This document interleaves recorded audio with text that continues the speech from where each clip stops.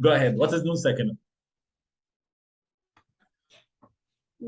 Noon Sakinah is noon with a small dal on top of it, which is called Sakinah. And it's small hat.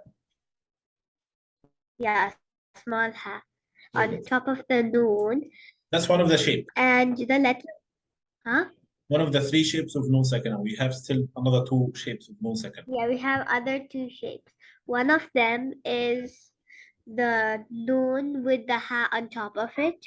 One of them is only noon, and one of it is a noon with the small meme on top of it. Perfect. So one with a small hat, which is the sukoon, one with nothing, and one with and very good. the small meme on top of it. Very good. So this is the Noon Sukoon, Noon Sakinah. What is it, Tanween?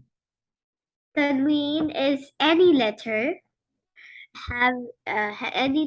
having double fatha, double dhamma, and double kasra. Excellent. And for example, a kaf has double fatha, and at the end, when you're saying the sound, it will be kan. We have to add some noon sound at the end of the sound. Noon second sound. Okay.